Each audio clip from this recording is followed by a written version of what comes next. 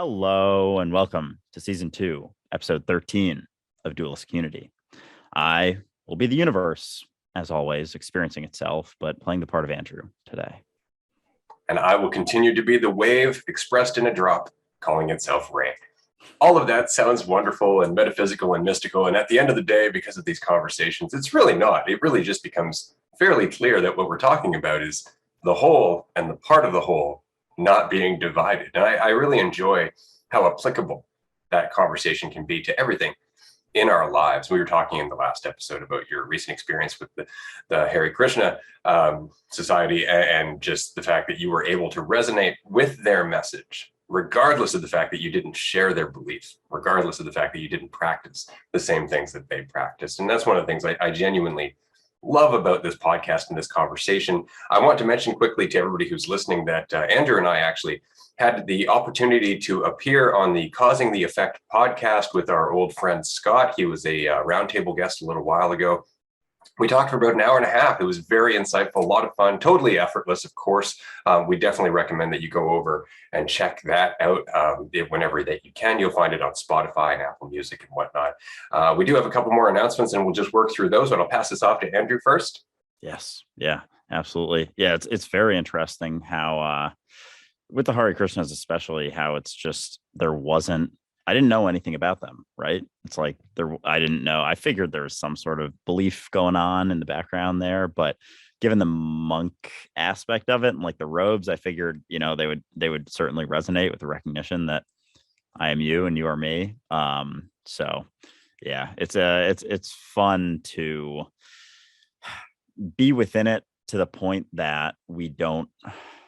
Sometimes people get so caught up with the non-duality message that it gets lost in the message and they lose the experience and the recognition that while it changes everything, it also doesn't change anything. And all it does really is change how you define yourself, but it really doesn't change the experience itself and the experience of duality and the observer and the observed. So anyway, with that being said, we'll get more into this stuff, but yeah, a few more announcements. So with the social anxiety workshops, we do have part of it that we're going to be offering to people for free if they do create a video where they go out and film themselves, similar to a lot of my videos, how they just, walking around a public area.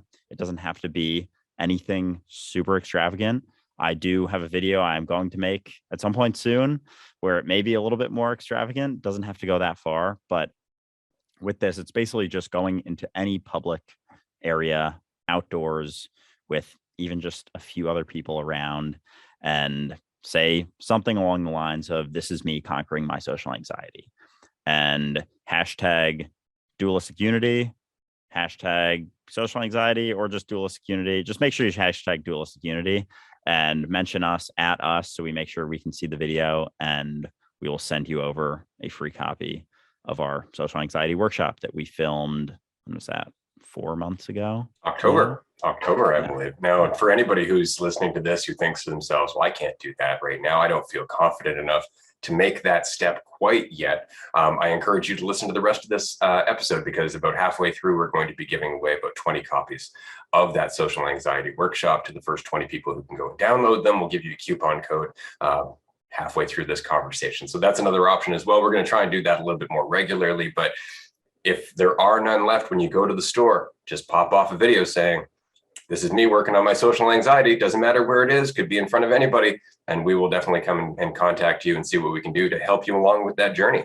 Aside from that, I want to mention very quickly, Andrew was out and about this weekend with one of our supporters and friends of the show.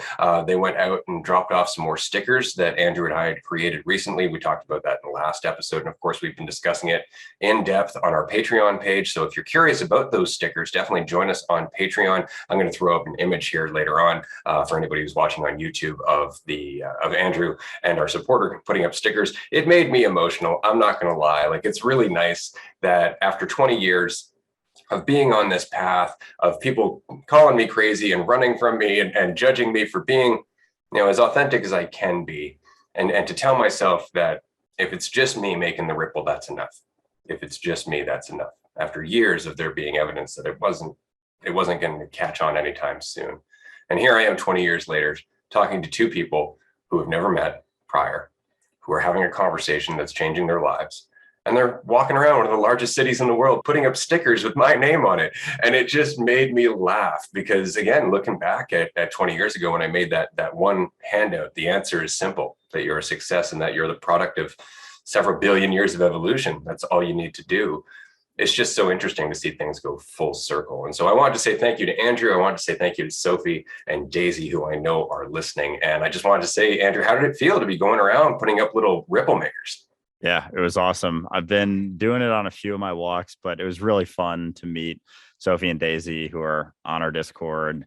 Sophie's on Patreon. And, we've had conversations with her in situations like this via Zoom and whatnot, and just to be able to meet in person. And we had awesome conversations the whole time. It was a lot of fun. Their friend Lexi, who they actually got interested in the podcast, joined us as well. She lives in New York also, so they were just like ripping questions into me and pointing things out, like the bird and walking in front of us, and they're like, wait, so you think that's you? I was like, I know it is, because I'm not what I think I am. And once you get past that sort of identity of what you think you are, and I was thinking about that today, that the only difference between waking up and I don't even want to say like not waking up, because it's not even like that. Everyone's awake. It's just whether you know it or not, I guess, is a better way to say it. But the only real difference is how you define yourself. And you go from defining yourself as what you think you are, what you think you've always been, the ideas you've been told, the story you've been told, the story you tell yourself, to recognizing that it's not that you're something else, you're just none of those things. And so beyond that limited perception of yourself, there are no bounds to that identity anymore. And how you define yourself is existence. What is the experience, which is everything, because there are no bounds. There is no limit to what is in that. You're not limited to the skin of this human that you've always thought that you were. So that's all it was. And we had an awesome conversation, and part of it was just about how fun it is to interact in person with people. And it was fun seeing Sophie and all of her energy. And it was funny because some of her videos now make sense about how she said before, walking through New York, why is it so weird to like go up to someone and talk to them? And she didn't literally do that to anyone that we walked by, because we were all talking together. So she had people to talk to, but I could totally see her doing that and just having no issue with it. And we all were kind of in that sort of energetic vibration, in just not a care in the world about anything happening outside of the conversation that we were having. So it was just a really fun time. We walked around for about 2 hours, put up probably 40 stickers all around some of the busiest parts of Manhattan. So it was just a lot of fun. And I look forward to meeting many more of you in the future, in the years to come, potentially at some retreats or other in-person events, but we shall see. Yeah, and with all of that in mind, actually, I just wanted to mention quickly to anybody who hasn't been keeping track, Andrew and I have actually never met, despite how often we do this podcast and how often we speak and how natural our conversation tends to be. We've actually never met. We've never been in the same room at the same time, because he lives in New York and I live on Vancouver Island on the other side of the continent. That is going to be happening soon. We're very excited about this. I'm not going to say when. You're going to have to join us on Patreon to find out when, but it is in the works. It's coming. The place is all set up. We know what we're going to do and for how long it's going to happen. And we would love for you to be a part of that. We'd love for you to join us during the live stream that we're going to hold while we're doing that. And of course, to get all the behind the scenes footage of that event as well. And it's not going to be the only time we're going to get together, but this is the first time. So it's just going to be Andrew and I. And then afterwards, we're going to start planning retreats and planning more opportunities to get more of us together to have these conversations and have experiences like Andrew just did over the weekend. I did want to mention quickly that anybody who's listening, if you haven't joined us on Discord yet, and you are looking for people in this mindset, people who are talking about this and having this conversation, go to our website, click on community, join us on Discord. Reach out. You may actually find some people in your city or in your area who do want to meet and do want to have this conversation exactly like Andrew did. It's the perfect place to do that.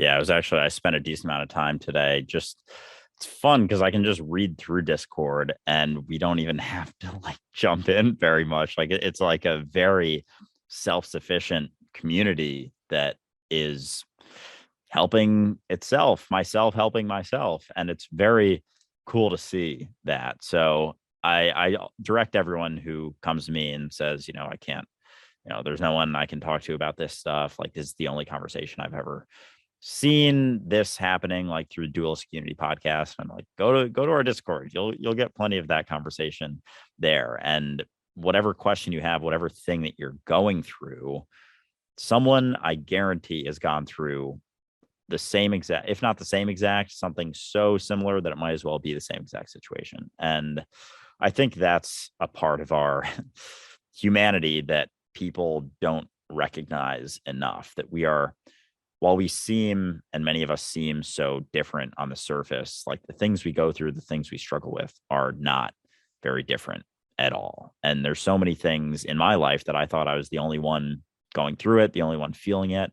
When I started to realize that I wasn't, all of a sudden these sorts of weights got lifted off of me. And all these people that I looked up to, I realized some of them are open about it, which is awesome and I think super important. But some people aren't super open about it. And they think that being open about that is going to make them feel, or people think less of them. And it's so far the opposite that I can't even express the degree of that. Like there's so much strength in vulnerability and authenticity and being open, because you know that there's nothing that can take away from what you are and hinder what you are and make you anything less, no matter how vulnerable and open and, authentic you get. So it's a very important aspect of our humanity. And I feel like I'm seeing it more and more. I think TikTok is doing a better job of allowing people to express that than a lot of other social media platforms. It's not as much the perfectionist, make my life look perfect mindset. It's much more like, this is my life, take it or leave it. And so it's really cool to see that. And I'm looking forward to more people just expressing that vulnerability. Absolutely. Yeah. TikTok right now, I mean, it's starting to change, but it reminds me a lot of what YouTube used to be back in 2005-ish when I had my YouTube channel.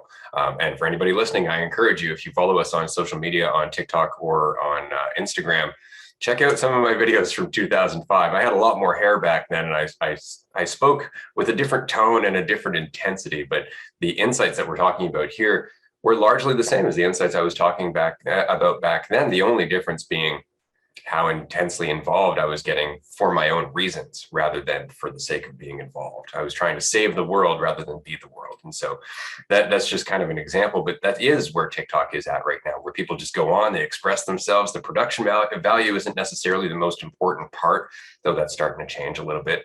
But the algorithm, I find, is working really well for drawing people together based on their interests. That's not something I find that Instagram does as well, or that YouTube does as well. I don't know why, but it just isn't. So at the moment, I would say take advantage of that on TikTok as often as you can. Just get on there and express yourself. And if you're wondering, how do I do that? That's the first thing to stop wondering. Don't worry about the how. Just do it. It could be a video of you just going on the screen and making a funny noise and then shutting it off and saying, oh, shit.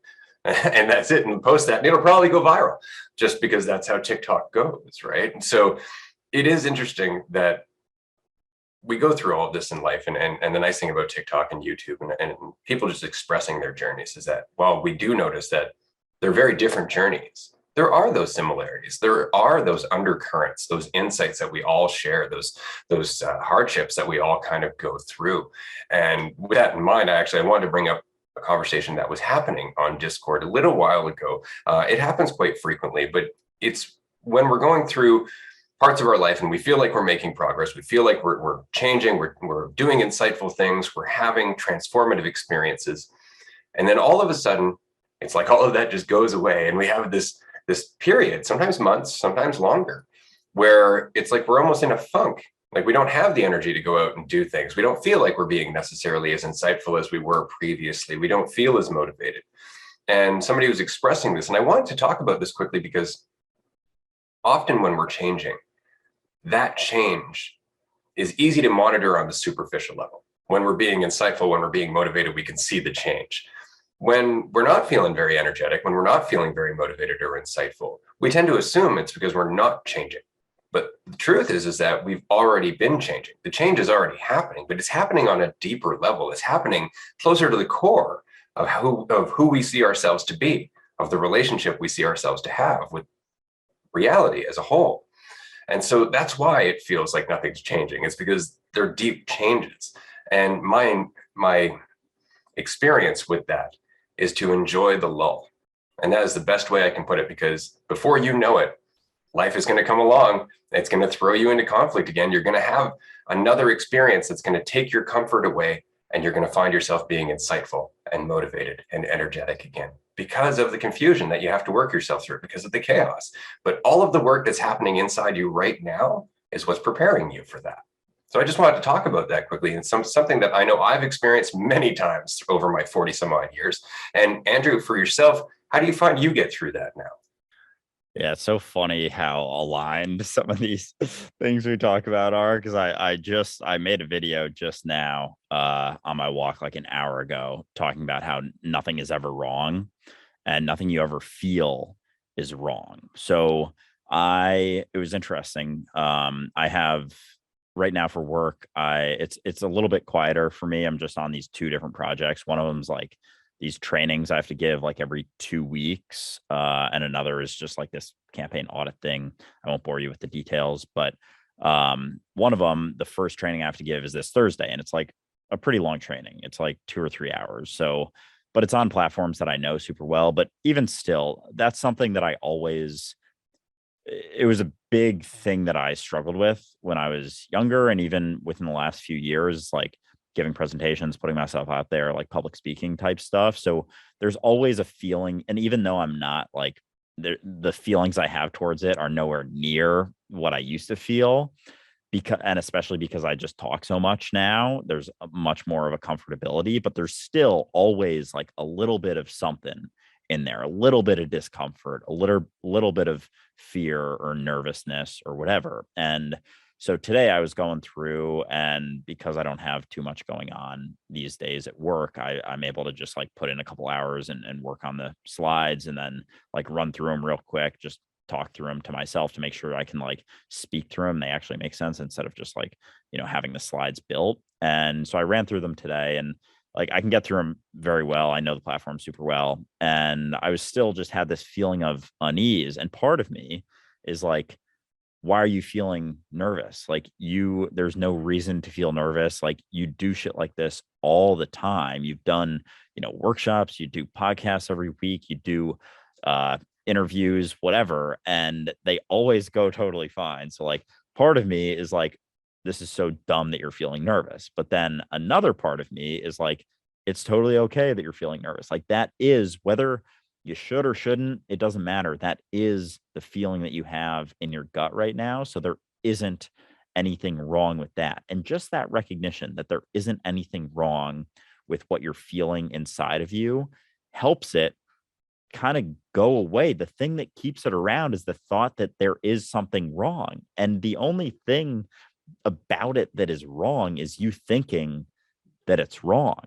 Like it is what it is. That is your reality. So I was thinking I actually recently just made a video about this, that whatever you're feeling right now, there is nothing wrong. So bring it back to what Ray was talking about. If you're going through a lull or sort of like a period where you just don't have the energy to do things, you're just not feeling as great, most of the time those feelings are exacerbated because we think of it as being wrong. We think we shouldn't be feeling this way. We think there is a right way to feel, and this is not it. But that's not true.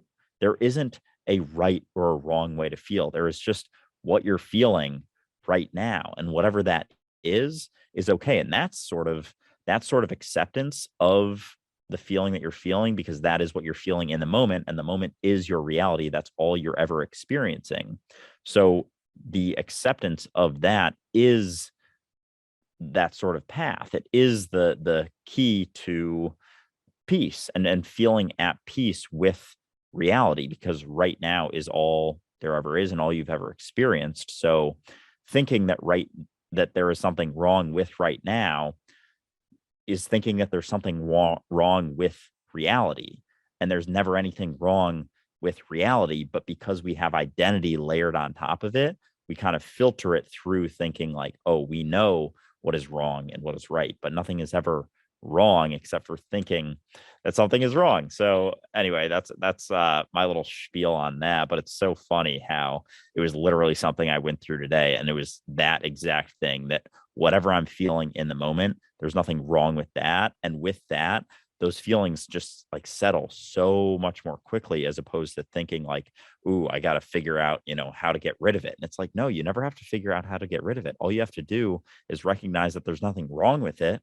And then it just kind of like becomes an okay thing. All of a sudden, there isn't anything wrong with the feeling. So then you don't mind feeling it. It's like so interesting how it works like that. Well, you come back to the reality, right? This is what is, and what am I going to do with it?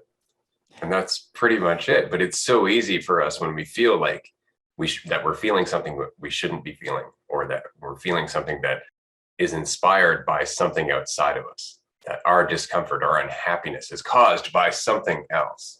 It becomes impossible to accept what is, and take responsibility for our response to it, because of course we're victims, right? And one of the most common examples of that I see is people's relationship to social media, how we will vilify social media as a brainwashing device, as something that's draining our intelligence and sucking the attention out of us.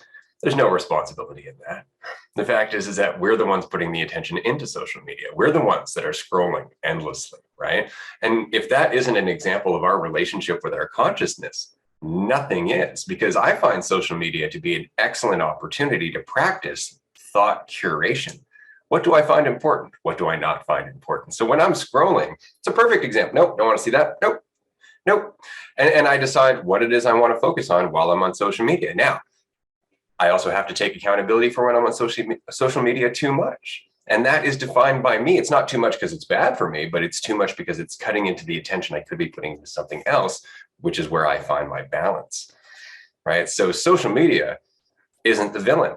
Yeah, of course, it's made by people who are going to try and make money, who are going to try and use your attention to continue to please their advertisers. Sure, that's just the nature of the beast. But because it's designed that way, it doesn't mean that that's how we have to use it.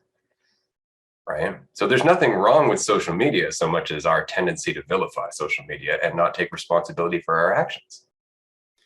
Yeah, it's almost like you can just start seeing it like everything as an opportunity. And it's just an extension of our awareness. And it's funny how everything is so like as above, so below, and everything is an opportunity to see our relationship with reality. And like Ray was just explaining, when he's on TikTok, it's like kind of like intrusive thoughts. It's the same type of thing. They're always going to be there. Your mind is a machine that's always going to be churning thoughts, just like TikTok is a machine that's always going to have a video. You're never going to like scroll to like the end of TikTok. It's like essentially infinite, just like your mind is an infinite machine of thoughts. But like you don't have to settle. Like if you settle on a video and like that locks your attention in, then that's kind of like resisting an intrusive thought in a way. Like you're giving that attention, and all of a sudden you're like, if you had just kept scrolling, you wouldn't have even noticed it, and all of a sudden there's another thought there, or like another video. So it's so funny how interconnected those are. And really it's just an opportunity for you to, it's just another sort of practice. It's like a weird, convoluted, like meditative practice in the recognition that it is there for you. It could suck up your attention. You could spend 10 hours probably scrolling on it and probably find decent bit of entertainment, but there's going to be a consequence to that. Just like with all things, there are consequences. There is no right or wrong thing about scrolling on TikTok for 10 hours. It's not wrong, but there are consequences to it. And so how you perceive that, you may label it as wrong if you want, like you're free to do that too if you want, but the truth is that it isn't wrong, but there are consequences to it. It is a neutral event that has consequences, just like all things. So being able to recognize that there is the opportunity to do that and not go on it, or, take measures like put your phone in the other room. I have to do that all the time. I put on airplane mode and like throw it in the other room because I'm like, fuck, I'm like locked in and I'm just like, nope, turn it off, just like chuck it behind me. And then it's like I'm can have the opportunity to, you know, work on whatever I want to work on. But it's interesting when we stop. Yeah, because there's so little responsibility in that when we just blame everything else. And it's like it always comes back to you. And you have the opportunity to label something however you like, but it doesn't change the fact that you are responsible for your response to what is happening in your environment and what is happening to you or what has happened to you. That's all you ever have is your response to what is happening. Yeah, regardless, right? And it's funny because we were talking a little while ago about the foundation of my relationship with my wife and how it's always been, it has to be for today. We can't be in a relationship for being happy 10 years from now, or we can't be in a relationship based on promising to be together 20 years down the road. It has to be for today. And in that mentality, every argument, every disagreement, every conflict that happens today needs to be addressed today.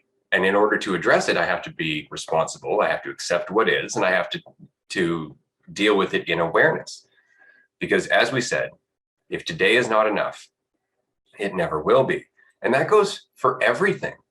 That goes for everything we experience in a day. If you think about it, your experience from the moment you wake up to the moment you go to bed is your palette of colors to learn from and express yourself in that day. The entire experience of your day is all the lessons that you want to learn about yourself. They're all in those experiences if you have the willingness to look. Because today is enough. Today is enough for you to find your peace, to find your freedom, to recognize that you've always been free. Today has everything you need if you make it about today. And that mentality changes so much because it means that today has to be enough, right? Which is very much what we've talked about before in terms of remembering we're going to die someday. Might be tomorrow, could be 5 minutes from now, in which case this moment has to be enough. I was gonna say, even cutting it down to, this experience, this immediate experience that we're having. And because we get so caught up in the future, and it's like there's nothing ever wrong with preparing for the future also. And so many people love to dispute the whole like right now is the only thing there ever is with like, oh, well, I just sold my house and left my family and kids because right now is all there is. And now I'm homeless. Thanks a lot. It's like, oh God, there's a lot of foisting of responsibility in that one right there. Holy shit. But just because the fact is that right now is the only thing you ever experienced doesn't mean we have to like what is the phrase, like cut off your nose to spite your face for planning for the future. Like you can still do that, and when you plan, you do it now. When the future happens, it is now. It is never not right now. Nothing you have ever experienced hasn't been right now. So it's like all things, not black and white. It's a gray area. It's about finding the balance that works for you. But so many of us get so caught up in planning for the future and kind of creating this need for the future to go a certain way, and that is rooted in expectation. And through that expectation, there's the grand opportunity and likely happening of disappointment. And because, as we have talked about so many times, when an expectation or a want is something you rely on to feel value from and gain value from, it's no longer a want. It's no longer just, a little expectation. It's a need. It's something you need to happen because you think your value is based off of you accomplishing that thing or you getting that thing or you having that thing. So when you don't attach to that and recognize that, like it always comes back to right now, you are whole and complete. You don't need anything else outside of what you are, what you have, your experience here and now to be more complete. So once you recognize that All you have to do is recognize that. And then from there, want whatever you want. Try to get things, set goals, do all those things, because you know that there is no external value or thing that is going to come of it that's going to make you more valuable because of it. And then all of a sudden, those wants don't turn into needs. But as long as you don't feel complete now and you feel like you need to get that, those wants will always be needs, because that is how you are deriving your value. And you need those things in order, or you feel like you need those things in order to feel whole and complete and become whole and complete. But you always have been and you always will be. So just remember that, and then do whatever the fuck you want.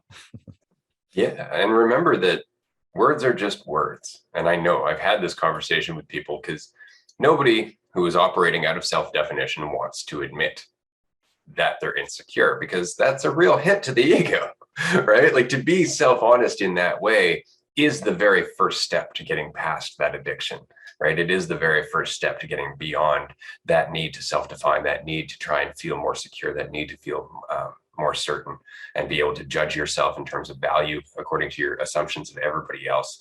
And that's it, is that at some point you have to exercise self-honesty and just recognize, I am being manipulative.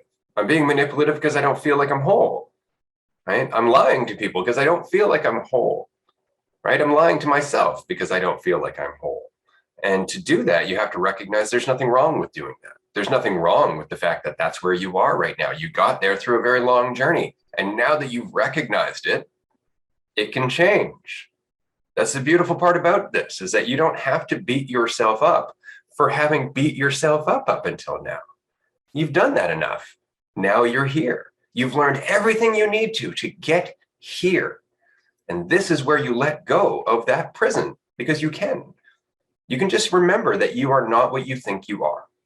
The more you remember you're not what you think you are, the more you start to find out what you're capable of. And that's when you start to experience freedom. That's when you start to experience empathy, and you start to recognize how many people are suffering simply because of the prison that they are continuing to create, moment to moment, thinking that it's helping them. And I just wanted to take a moment here, because we've had a lot of new people join us on the podcast recently, but because they have just recently found us and they're finding us on Apple Music or on Spotify or on Google Podcasts, they're coming in at our most recent episodes, which is great. I'm glad that they're here. But if you are finding any of the content that we are talking about, or any of the conversation that we're having a bit on the deep end, or you'd like more of a scaffolding, a structure underneath this that it's built upon, I highly recommend going back to season 1. Season 1 of this podcast, from the first episode onward, built the underlying structure for the concepts that we continue to talk about in this season and the seasons going forward. So I just wanted to mention that quickly, because I've had quite a few messages from new followers and new audience members recently, just asking questions that we very much covered in the first 3 episodes of season 1. So if you're curious about God and existence and our role within all of that, that's definitely where I recommend you going. Yeah, it's funny. I actually re-listened to season 1, episode 1 today, because I realized we don't have timestamps for like the first, I don't know, 5 or 6. So I was like, all right, because everyone starts on episode 1, I'm definitely going to get them in for episode 1. So I got those. I still have to add them, but I got those in. I might just repost it on my Instagram and just say like, hey, if you haven't checked this out, like, start here. Because yeah, it's so funny how many things that I have been able to articulately explain or express more clearly now that I couldn't even understand back in September. And at the same time, there were some things where I was like, oh wow, I was kind of clear on that part. And so that was kind of interesting too. But one thing that I feel like it's just an iconic dualistic unity moment when I ask, like, well, how can we be the same thing if, I wave my hand right now and you didn't wave my hand? And your response immediately is, well, oddly enough, I just did. And I still, even after you said that, I was like, what the fuck is this dude talking? I still didn't get it. And it's because I was still defining us as what I thought you were. I was still defining you as Ray, and I was still defining me, even though I would say like the awareness of Andrew, it's still like this egotistical separate thing that is aware of only Andrew. And it's through the recognition that you are not what you think you are. And it comes back to how you define yourself is how you see everything else. And that, as I mentioned earlier in the episode, that's like the main differentiator in it, is just how you define yourself. How do you define yourself? Do you define yourself based on your accomplishments, your past, the thoughts that you think you are, what people tell you that you are, your name, your bodily organs and whatnot? Or do you recognize that you are none of those things, that you are this deeper awareness of everything with no label and identity and anything that has always been? Because it starts with that. And I think that is the first recognition. And once you can recognize that you are nothing that you think you are, you can kind of get to a point that you recognize that, oh, if I'm nothing that I think I am, no one else is anything that I think they are. And then what's left is just right now, the awareness, the experience that we're having here and now. And that experience is the same across the entire universe, across all of existence. I am experiencing the same moment across everything right now. It's the same moment happening across the entire universe, all the other universes, all of existence right now. And that is the connection across everything. And it's the same moment across everything. And I think there's just so many things that dilute that understanding, be it time or identity or the perception of space, there being separation in space, and so many things that we just sort of like don't really question. We just take it for face value and think, oh, that's the way it is. That's how things are. Everyone else is defining themselves. Everyone else is building their sandcastle. So I guess I'm going to define myself based on my sandcastle as well. And that references into one of my more recent TikTok videos. If you haven't seen that, just an analogy about how identity is like a sandcastle and everyone's building their sandcastle and comparing their sandcastle. And the recognition is just that you don't have to build a fucking sandcastle. You can just go play at the beach. You don't have to keep defending your sandcastle. You can just leave it be and let people do whatever the fuck they want with it. And go have a great day in the sun on the beach.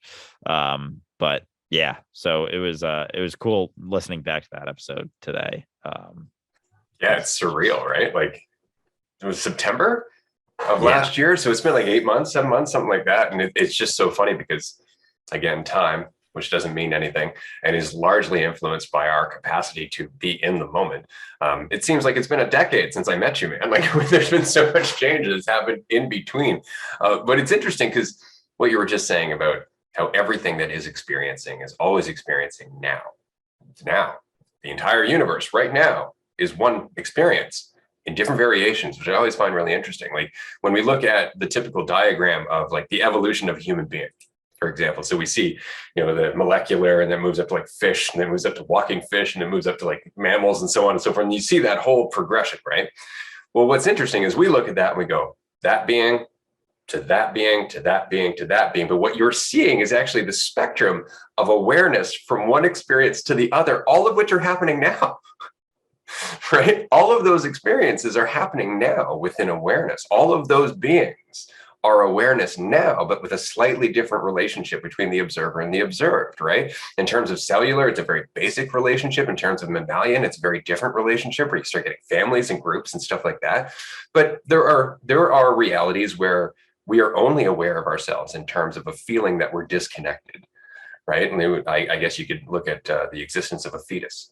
If you want an example of that, right? It's not like it has eyeballs or anything. It just feels reality. It's just aware of itself and a division, right? And then you have much more complex perceptions of separation where we have fur and eyeballs, or we use language or writing or any of these things, which are even farther extracts from that, right? So it's just so interesting because regardless of the experience between the observer and the observed, it's always the same awareness of ourself that's experiencing it.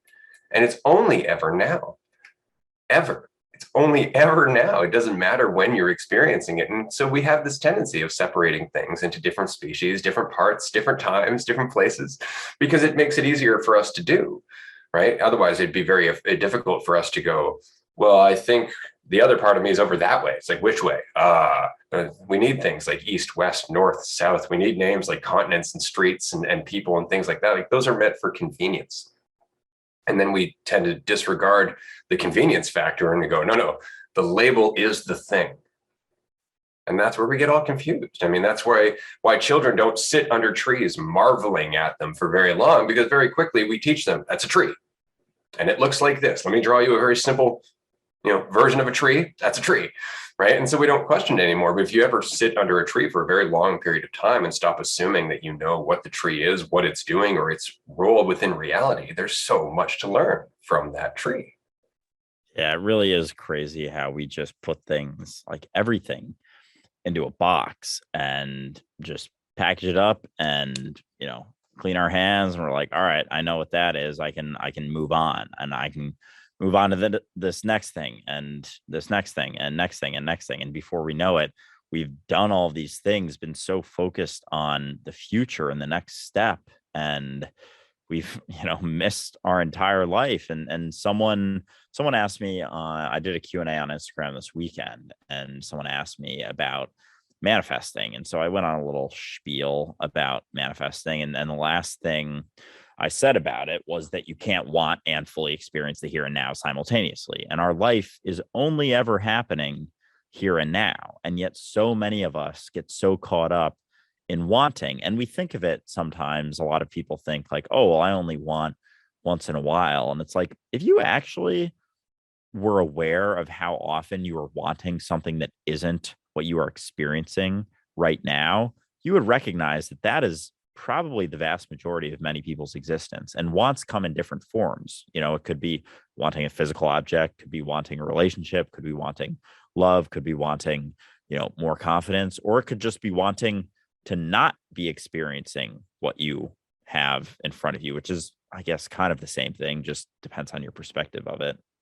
But we really spend so much of our time wanting something that we're not experiencing right now.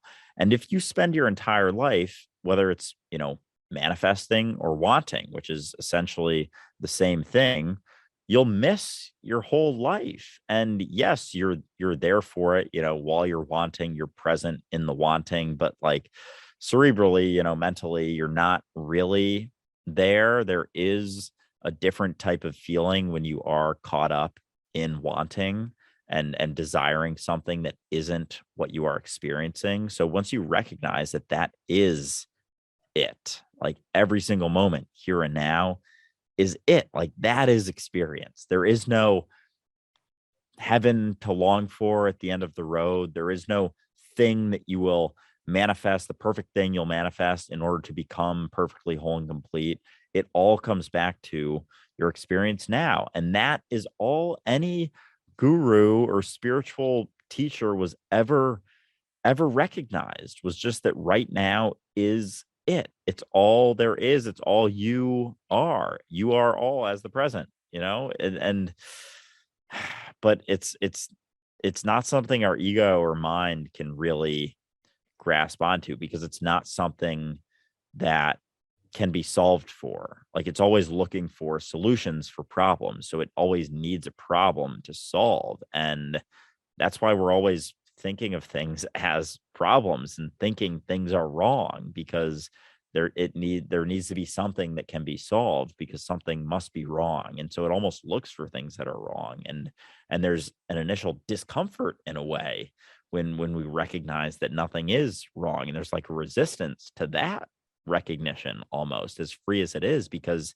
it's not freeing for our ego. It's that's what, not, kills the ego, but just allows us to recognize that it's not what we are, because that is how it gets its fuel, is from, thinking about the past and the future. It can't really exist in the moment, because that is just something that can be experienced. So there is no thought in that. But it's just fascinating how many of us, and myself included, I get caught up in it, just like live our lives for the next thing, getting the next thing that we want, getting the next desire. And once we achieve it, it's like, okay, makes us feel good for a little bit, but now what? I just got to start wanting something else.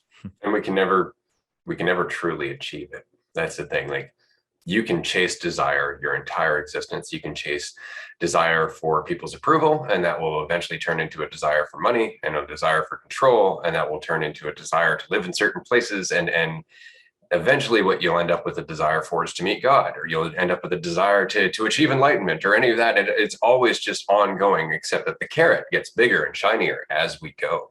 And it's because our existence is based on the illusionary split between the observer and the observed, right? Our experience is based on us not being what we observe.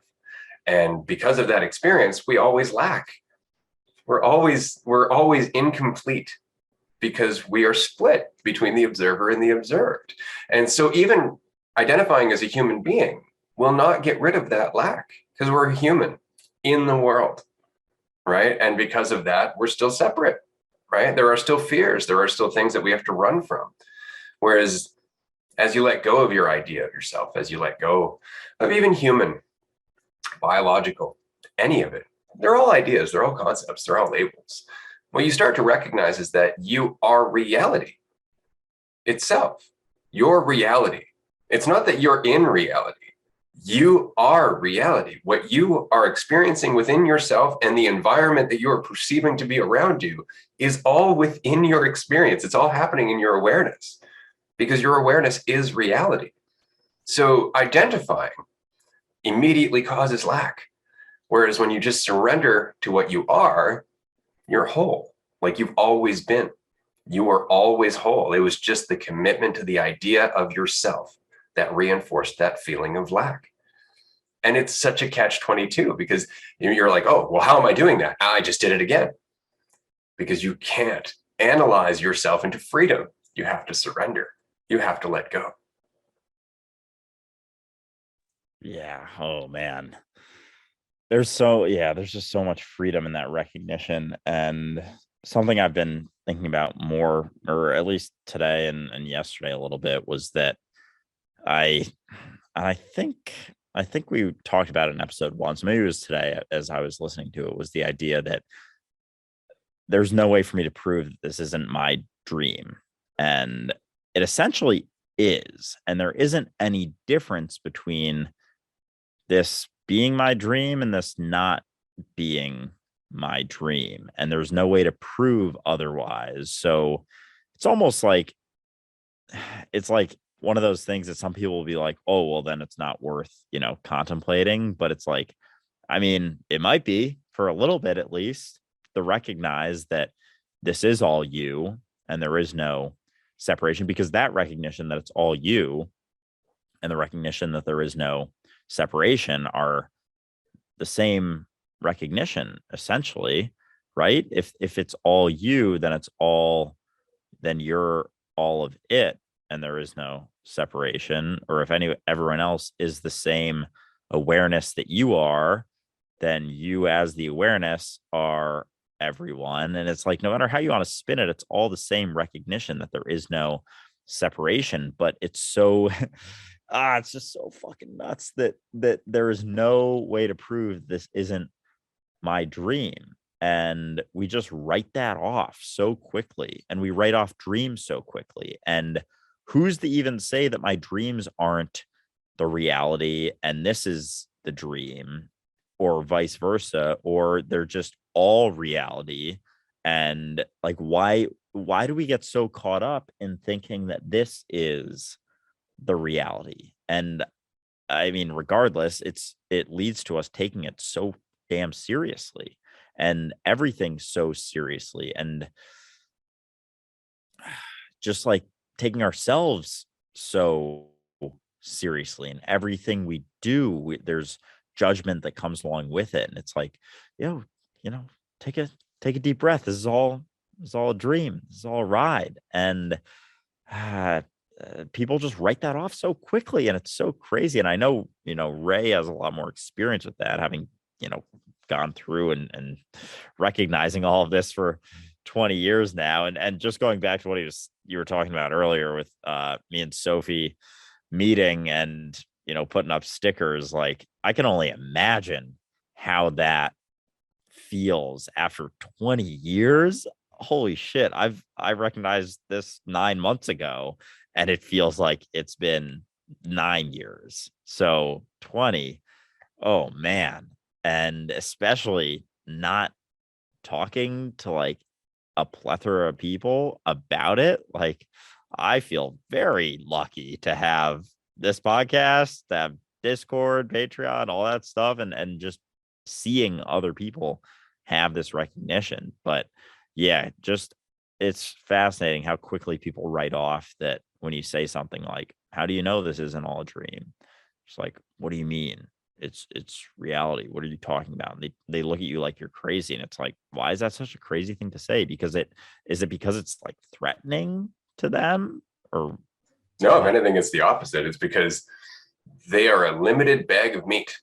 And that is their self-definition. And within that, they have certain limitations that they have to live within. And that's a very comfortable box. What we're talking about is a lack of limitation. What we're talking about is the potential for change. And although in a certain mindset, you're like, yeah, what else could I want? In another mindset, you're like, yeah, but then things could go wrong. Change means the unknown. I'm not prepared for that at all. And so we just grasp onto our identity, thinking this is helping me, when in fact it's just cutting us off from everything that we could ever be. I remember, I think it was probably about 18 years ago, we were at a dinner with an older couple in the town that we were living in, and we were sitting down, and they were very old mindset, but we figured, what the hell, they're neighbors, we're going to sit and chat with them anyway. And I started talking about how the brain changes, about how we can access more and more of our intelligence. The more present we are, the more we're willing to let go of what we assume, so that way our brain can actually start processing information. And without missing a beat, the guy I was talking to said, well, we only use 10% of our brain. The other 90% is in case that gets damaged. That is actually what happened in that conversation, which makes no sense whatsoever, but it didn't have to, because that was enough for him to end the conversation. And that is exactly what we're talking about. And this is what I was saying about, it's been a long 20 years. I've had so many of those conversations over the last 20 years, man, where it's just, I don't want to go further because I don't know what that means. And I'm afraid, which is understandable, right? And so that's what our experience is all about. That's what this journey really is. It's not about telling other people. It's about just practicing and recognizing it's not a danger, because the more we do it, the more other people start to go, well, they're fine, right? Look at them. And that's the value of the conversation. But yeah, we hold on to ideas of ourselves because the limitations are comfortable. They're comfortable. And because we have that idea of ourselves as being human beings, there's immediate limitations to that. And that's the whole Christian thing too, that, we're sinners, like we're nothing close to God, even though, we're made in God's image, which is kind of funny in itself. But it comes down to, in my opinion, right, the fact that we can't fathom how intelligent we really are, because we only witness our intelligence through this biological form. And that biological form is limited by our perception that it's real, that it's the crux of our being, that it's the source of our limitations. And so what I mean, I was having this conversation with somebody the other day. It was a great conversation, but about the nature of dreams. Our dreams, when you go to sleep, is based on the capacity of your mind, of your brain, and everything that you've learned within this form, and everything that you feel that you are capable of. But nonetheless, we are still using synaptic pathways. We're still using neuroconductors and neurotransmitters. It's still going through this big meaty thing that we call our brain. And so because of that, it's limited. Just like an electrical signal is limited according to the cord that it goes through, whether it's a coaxial or a fiber optic, for example. Fiber optic's much faster than a coaxial cable, right? So if you look at our brain as coaxial cable, that's what we look at when we look in terms of the quality or the reality of a dream. We go, well, look, that's not very reality. That's not very real. Like, it's all spotty. It's not consistent. There's no time in a dream. I don't know who I am, so on and so forth. It's like, right, because the signal is so slow, because the processing speed is so slow. But if you were to look at the universe, and the fact that the universe is constantly sending information back and forth in terms of radio waves, electrical signals, electromagnetism, gravity, light, sound, all of these things are forms of information. We don't think of them that way, of course, because we think of things in terms of information has to be language. Information has to be something we understand with our conceptual mind. But It's all information. When the sun hits you, you process information while that sun is hitting you and you're having that experience. And so the universe itself is a brain without our biological limitations. It's a brain so fast and so capable of processing information faster than anything we could possibly express with our technology, that the dream of that mind is consistent in terms of time and reality and characters, far more than our biological dreams, because they're limited according to our perception of our own experience, of our capabilities, which is oddly enough something I've experienced in my own life. The less I hold on to the idea that my brain is the cause of my dreams, the more lucid and consistent my dreams tend to become, which is an interesting experience. Wow. Yeah. Oh man. Wait, so you said you since because I dream a lot more now. I still haven't lucid dreamt, but you said it was letting go of you thinking that your brain was responsible for your dream. So is it because there aren't the bounds to you being what you think you are? There is more opportunity for that. Absolutely. Yeah. For sure. Yeah. And it's changed the nature of the dream as well. I don't just dream about being human anymore. That is definitely something that has changed.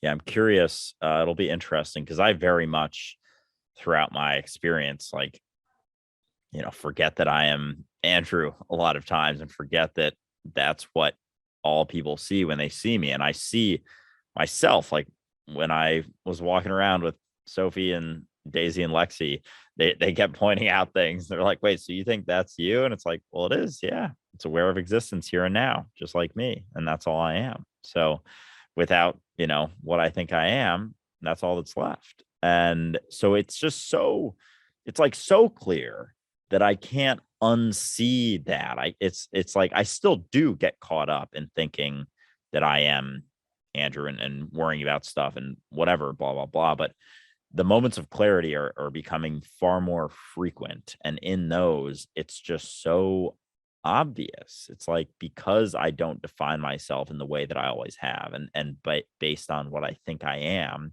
it's like there are no bounds to what I am anymore.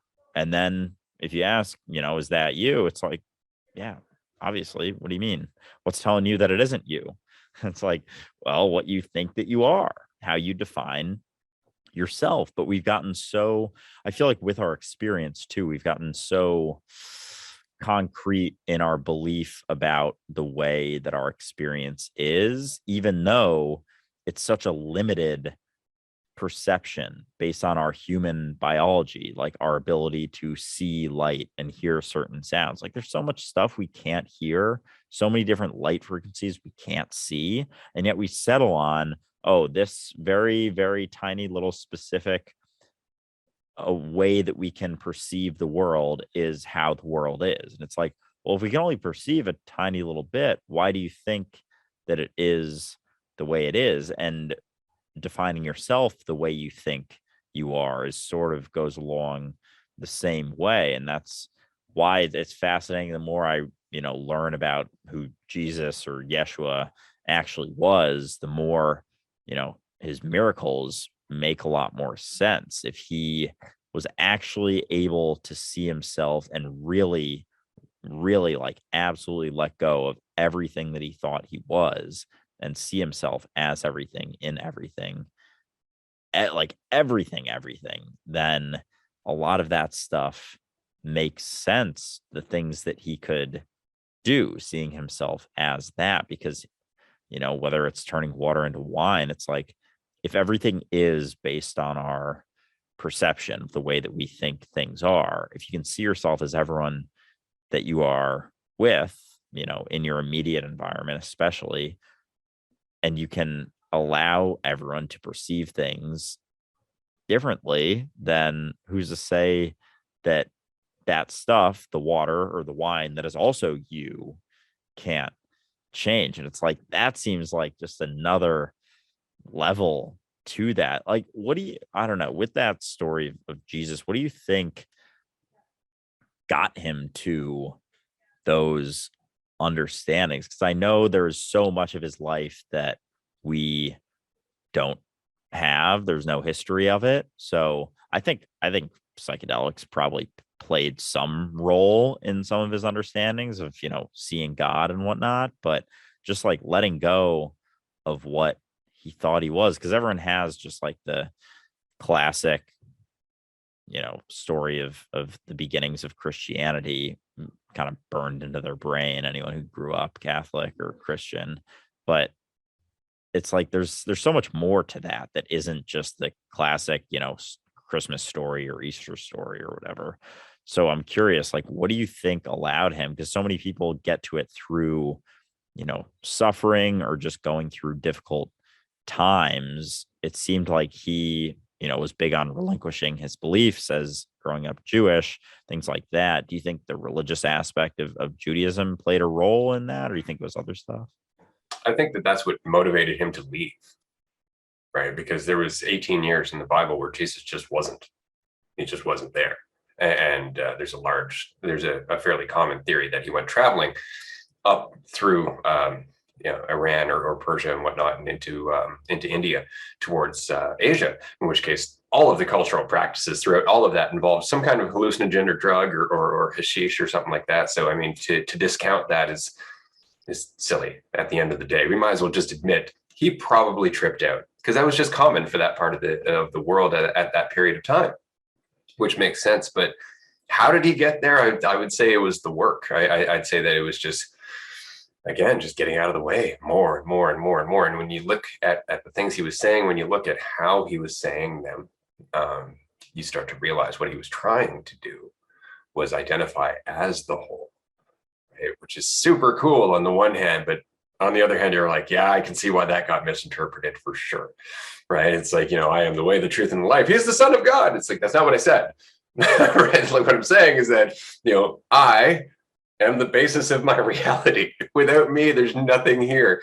And everybody just took that and ran with it. He thinks he's better than us, and so on and so forth. But it was the work.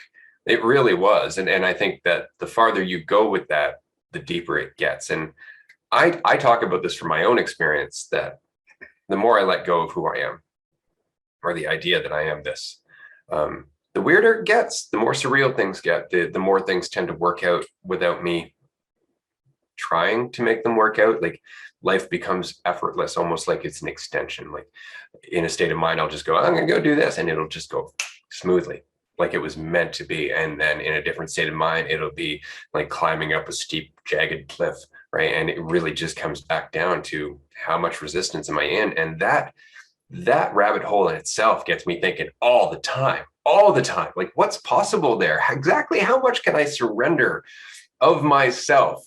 And what is the limitation on that? Is there a limitation on that? Exactly how far does this journey go? Is this the journey of an awareness that can rediscover its own divinity? And what the hell does that mean? So there's so much to wonder about. I wanted to mention something quickly in regards to lucid dreaming, because a lot of what we experience when we're dreaming comes from how we went to sleep. So when you go to sleep at night, are you going to sleep? Or are you leaving Andrew behind and going somewhere else? Because your perception of that experience changes everything. See, when I go to sleep, I'm leaving the experience of Ray behind. That's what's in my head when I go to sleep. Well, it's been fun being Ray. I'll be back soon. And that changes the dream. So I encourage you to try that. I will certainly try that tonight. And I feel like just in my reality, I'm leaving Andrew behind more and more often, which I know Ray has mentioned that it's something he kind of has to purposefully not leave behind sometimes. And I can see how that could be the case, because there are things about our reality and certain conveniences that are just easier through identity. But it's just the belief that that's what we are is what gets everyone tripped up, and the certainty that it is what you are. But I think very few people get to the point that they have to remember that that's what they are, because it's such a concrete belief in our society that we are what we think we are. But yeah, that makes sense then with lucid dreaming of instead of going to sleep, just leaving Andrew behind. So do you start now I'm super curious about lucid dreaming because I think it sounds fucking awesome and I want to do it at some point. But um do you just start, because sometimes I'll catch myself just utilizing my imagination, and because I don't see my mind as this, awful thing anymore, like I used to, this thing that caused me all of this suffering through fear and worry, and was the root of my suffering, because it was all, it all came back to identifying as Andrew. And that is where our suffering comes from, is just how you identify yourself as what you think you are. And so if all you think that you are is, this idea of you, then all of your thoughts are going to have to do with that idea of you and with that character. And I think someone put in Discord today a sad guru quote, and I actually have it on my desktop, so I'm just going to bring it up real quick. But it said, hold on, it's coming up. Oh, shoot. It was something about when you stop identifying. Here we go. If you stop identifying with things that you are not, your mind will become still. That's all it takes to meditate. So it's and that just like hit so hard for me today, because I was like, that's it. It's just when you are what you think you are, and you think you are this character, all of your thoughts are going to be about this character. And all it ever is recognizing that that's not what you are. So when I'm going to sleep anyway, going back to that, and I start just utilizing my imagination, because I see it more so as a tool and a way for me to just do whatever I want through that. And it's becoming more and more real, like getting closer and closer to as real as my experience that I have in, that I'm having right now, or any other time of my day when I'm awake, or Andrew's awake, or however you want to say that. But it's it's something that I guess through imagination, the character of Andrew doesn't really come along with it, but I guess it kind of does. Like I still perceive myself to be Andrew going through all of these things, but it's definitely less so. But I think if I maybe I'll start leaving that character behind and just seeing myself as an awareness of anything I want to be, traveling through the universe and going to different places and things and experiencing different things. And so, yeah, I'll give that a shot, and I'll keep everyone posted. I think you'll enjoy that for sure. It's so I just want to mention this quickly, because I mentioned this like, oh yeah, just do this and you'll be lucid dreaming and all of that. But there was a journey to get here. And through that journey was a great deal of terrifying twists and turns. And one of them was as I was practicing this, or as I was exploring this particular option for lucid dreaming, because this was a focus of mine for a little while. I started waking up without any memory of who I was. So that was a consequence for a while. I would wake up, I'd look at my wife, it would take me about 5 minutes to piece together who she was. I wouldn't recognize my house. I wouldn't know my name. I didn't even speak English. Like one day she woke up, she looked at me and she's talking to me, and I'm looking at her like she's speaking Russian. Like I couldn't understand a word until my brain started coming back going, right, we're Ray, we speak English, we live in this country, blah, blah, blah. And my brain and my memory started coming back. But that was part of this journey, was letting go of myself to the point where I actually had to put it back together. And that was a little bit terrifying for a while, until I started recognizing there's no danger. Like just slow down, take a moment, breathe. Right. Okay. And then the memory starts coming back. It's the panic that holds it off. Like that's an important thing to remember. Don't panic. You'll be back in your head in a second. You'll be fine. But going to sleep is a different experience for me now as well, because I used to do that where I would lie down, I would let go of my thoughts about the day, let go of my thoughts about myself, start watching my imagination, and then I'd be dreaming. Now it's very different. None of that happens. I lay down and it's like this reality just goes and the next one starts, and that's it. It's like walking through a door and Ray is no longer there, right? I'm not trying to get to sleep anymore. It's more like I'm falling backwards into another reality. And before I know it, It's just fully in front of me. I'm not trying to form an image. I'm not doing any of that. It's just happening. It's right there. And I know it's happening because I'm immediately not thinking about Ray anymore. Ray's entire reality is gone. I'm fully immersed in the experience that I'm having. Wow. Wow. That's so nutty. The part about how you'd have to piece your life back together. But honestly, I get that. Like I could see that happening. And it's interesting. Like as you were saying that, I kind of imagined for a second just my day-to-day life and almost forgetting that it's I guess to a it's a much deeper degree of just forgetting that, when I walk around, all that anyone sees is Andrew and the character that they think that I am, because I don't necessarily see myself as that as much. But it's like so far that it's like you've convinced your brain that that's not what you are. And it's like fully with you. It's like, that's not what we are. All right. Yeah. Like all of these things about what you think you are no longer the case. And yeah, so there's like, it's crazy because part of me feels like there is such an extreme amount of freedom in that, but it's also terrifying at the same time because you have to sort of, I guess, from anyone else's perspective that, isn't having this conversation or hasn't heard, all of our podcast episodes, they'd be like, how the fuck is that not terrifying? Waking up and not knowing who your wife is, how to speak English, where you live, where you are. Like, it's always interesting when you sleep in a place that you aren't always, like you're sleeping over at a friend's house or something, and you wake up and it takes you like, maybe 10 seconds to be like, where the hell am I? This is not familiar.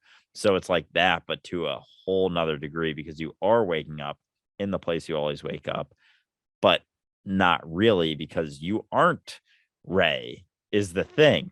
And awareness knows that, but we get confused. So it's like, it's almost interesting that we don't always wake up in that way. And we always wake up knowing exactly who we are, because it's such a concrete belief that that's how we pretty much all wake up. But it's almost interesting that more of us don't wake up in that way. But I guess that's just proof of the strength of the illusion that we are experiencing. Practice, right? Every day we wake up and remind ourselves who we are. Every day we wake up and remind ourselves what we did yesterday and what we're going to do for the rest of the day, right? And so there's that continuing narration, that continuing timeline. So yeah, it's an interesting experience. I wanted to mention quickly, because I did say I'd do this at the beginning of the episode about halfway through, and we're already over the halfway point. Anybody who would like to get a free copy of our social anxiety workshop, go to dualisticunity.com, go into the store, click social anxiety workshop. I think it's social anxiety and worry workshop. You can get that for free with the coupon code It's Time.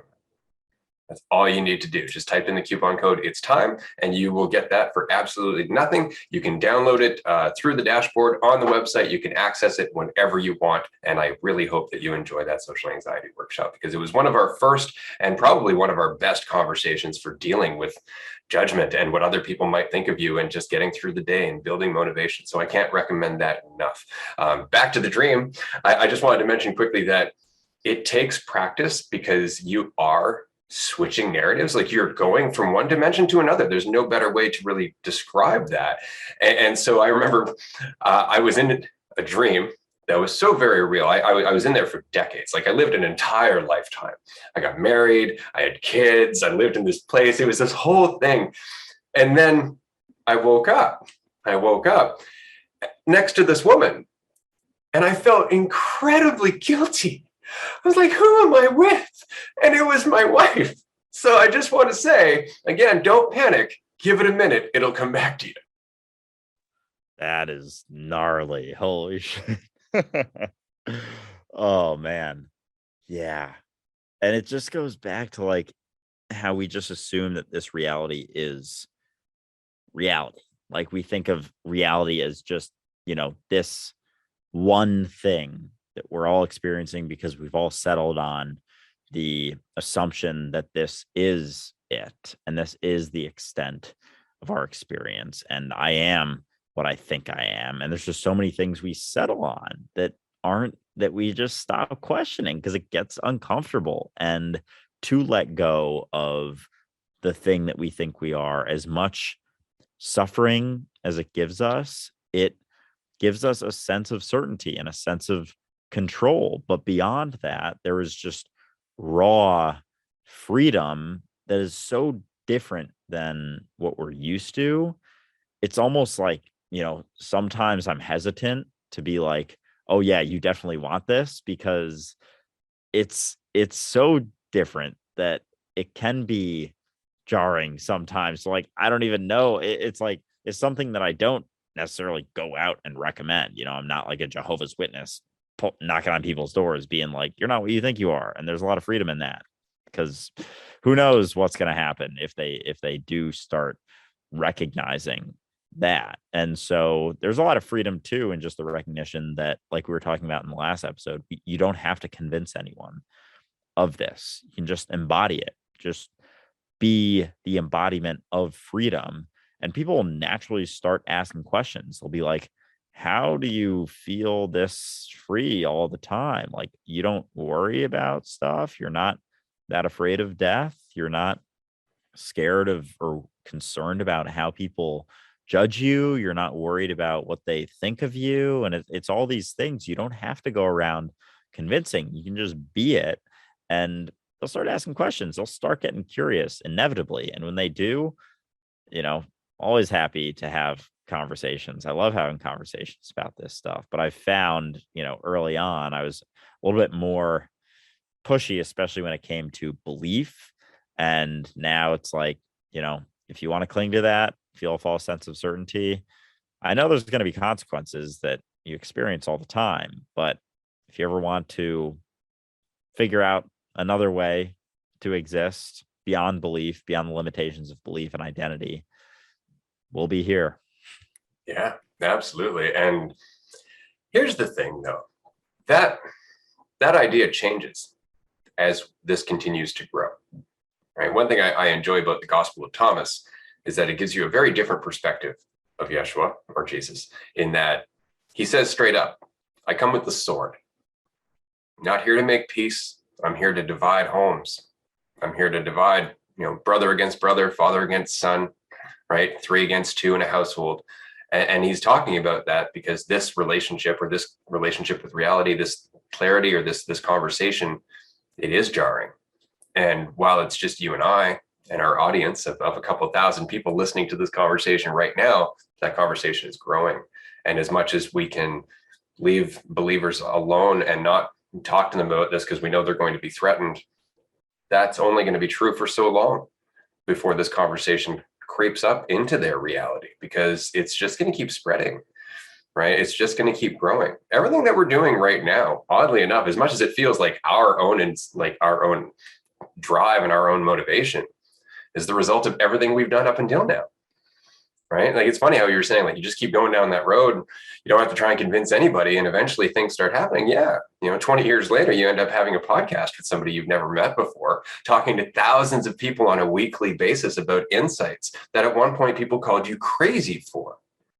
And now you see people changing their lives, feeling more free, and wanting to share this with the people they love. How long is it going to be before believers have to come face to face with the fact that there's a whole other thing happening that has nothing to do with belief at all?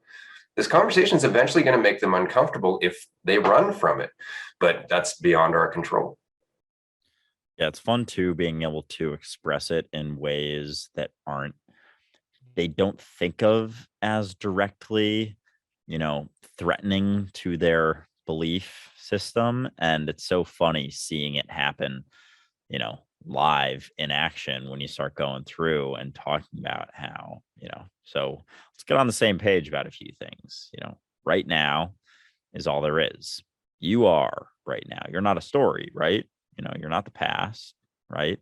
You're not your thoughts. Well, I mean, you are and you aren't, because you're everything and whatever. But, the limitations of what you think you are not confined to your thoughts. So your thoughts aren't something that's required for existence, right? You can experience the here and now without thoughts, right? They're like, yeah, they agree with all of that. It's like, all right, where's God?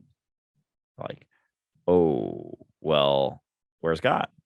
Well, God's, I don't really know. What does God look like? Well, can't use your mind, can't use your imagination. It's like, ooh, shit. How is your experience without thought? You're just aware here and now, right? Or another way I like to take it is, God is omniscient and omnipotent and everything and everywhere, right? Like, yes. It's like, I'm somewhere, right?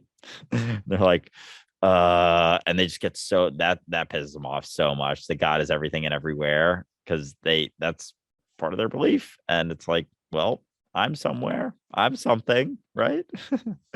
And so going through those is a lot of fun, but it's interesting going through it from a path that they understand, when it comes from a place of like thinking and thoughts and fear, worry, anxiety, all of that stuff.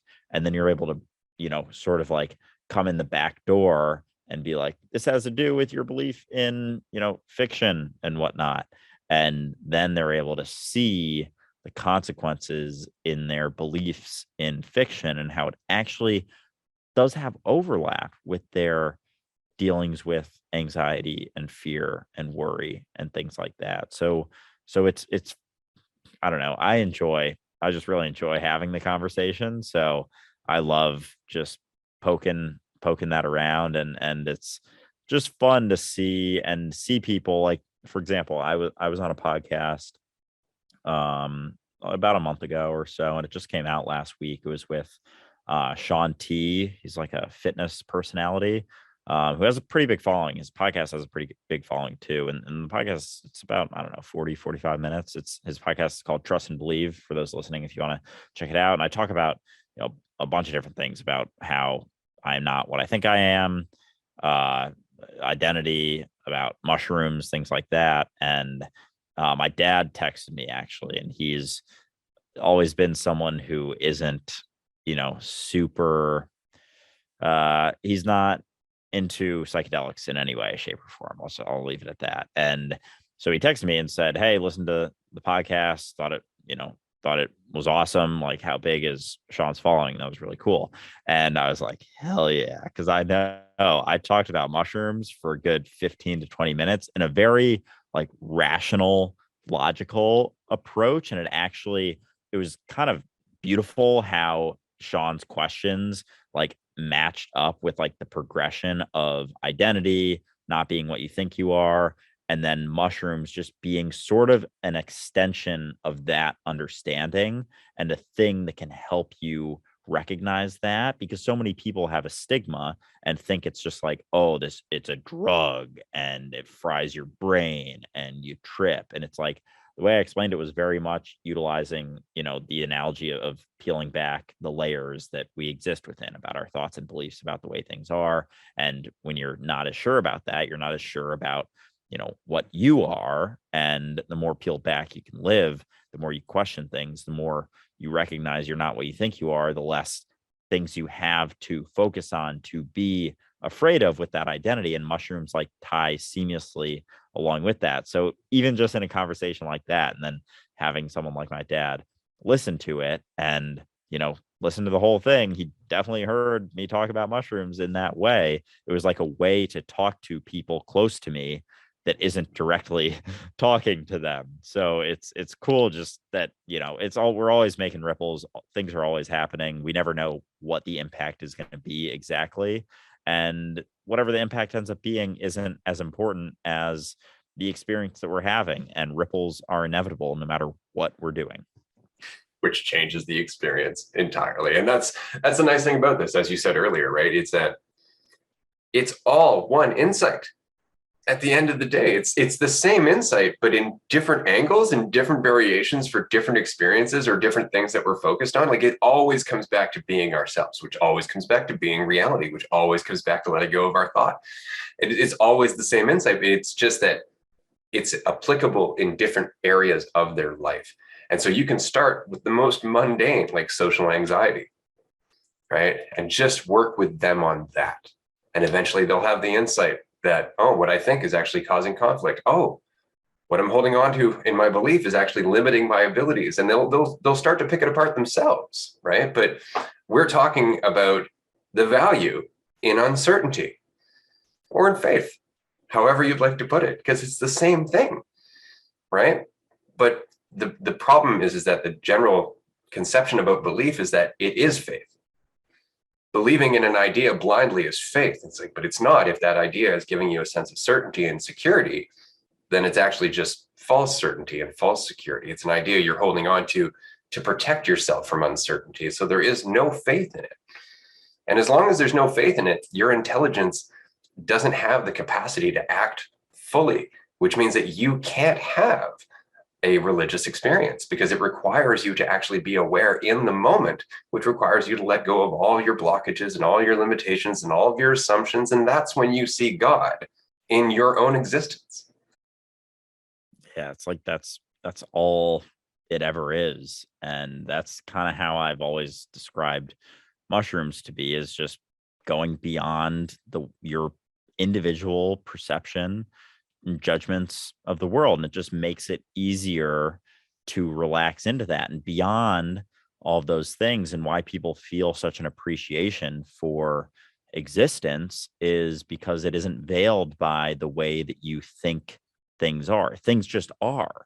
And when you see that things just are, there's so much beauty in everything all the time. And so I think why they can be so helpful, and they're not for everyone, that nothing is for everyone, whatever, but when someone is going through it and is just in a rut and having a tough time seeing things for what they are, because that's all it comes back to, I feel like, is thinking things are a certain way and kind of settling on a certainty that things are the way they are, and the way you see things is how things are.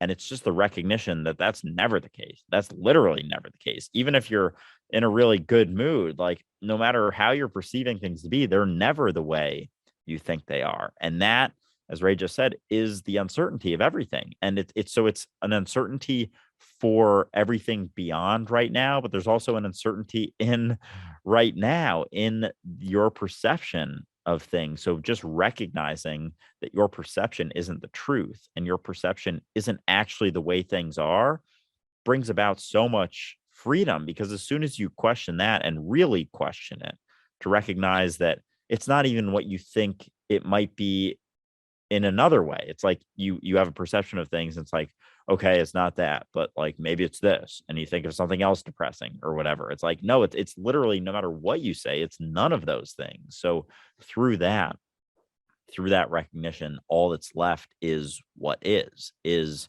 reality as it is. And if you want to go through it, sometimes it can be beneficial to just run through all of the perceptions you think it might be and just pick each one apart and be like, not that, not that, not that, not that. Then all of a sudden, all that's left is reality. And you can do the same thing for your perception of yourself.